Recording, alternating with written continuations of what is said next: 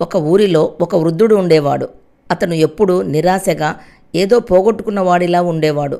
అందుకే ఊరిలోని వాళ్ళు అతనిని ప్రపంచంలోనే అత్యంత దురదృష్టవంతుడిగా అనేవారు. ఎప్పుడూ నెగిటివ్గా మాట్లాడేవాడు, ఎప్పుడూ ఎదుటి వ్యక్తుల మీద కంప్లైంట్ చేసేవాడు. వయసు పెరిగే కొద్దీ అతను మరింత దిగజారి మరింత విషపూరితంగా మాట్లాడేవాడు. అందుకు ప్రజలు అతనిని తప్పించుకుని తిరగడం మొదలుపెట్టారు. అతని దురదృష్టం తమకు అంటుకుంటుందేమోనని. అతనికి 80 ఏళ్ళు నిండాయి. అతనికి ఒక పుకారు వినపడింది. ముసలోడు ఈరోజు సంతోషంగా ఉన్నాడు, ఎవరిపైనా కంప్లైంట్స్ చేయడం లేదు, అందరినీ నవ్విస్తున్నాడు, అతని ముఖం ప్రశాంతంగా ఉంది అని. ఊరి జనమంతా వృద్ధుడి దగ్గరకు వచ్చి మీకు ఏమైంది అని అడిగారు.